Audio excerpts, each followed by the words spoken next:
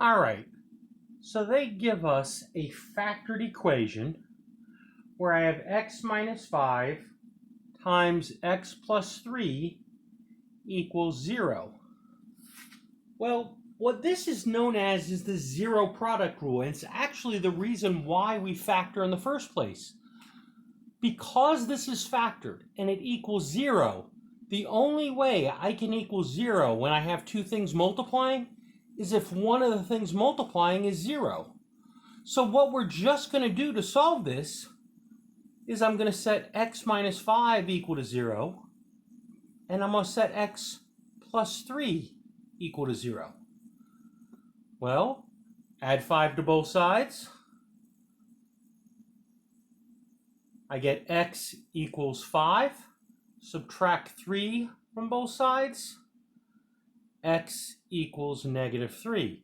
Now, both of these are your potential solutions, 5 and negative 3. Because if I put 5 in here, 5 minus 5 is 0. 5 plus 3 is 8. 0 times 8, 0. If I put negative 3 in here, negative 3 minus 5 is negative 8. Negative 3 plus 3 is 0. Negative 8 times 0 equals 0. So in both cases, these numbers solve it. So those are my two potential solutions. So that's basically what I'm doing here. So the next problem. Now, if you notice on this one, I have three things that are multiplying.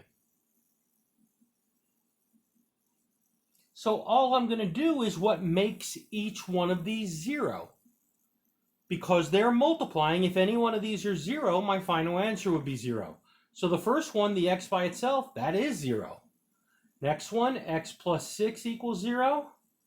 We solve that, minus 6 from both sides. We get x equals negative 6.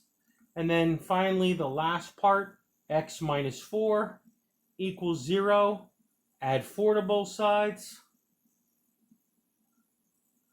So I end up with three solutions on this one. My solutions are 0, negative 6, and 4, because any one of those would solve this. If I put 0 in here, it would end up being 0 times 6 times negative 4, which will give me 0. If I put negative 6 in, negative 6 times 0 times negative 10 gives me 0. Put 4 in, 4 times 10 times 0 gives me 0. So all three of those are potential solutions.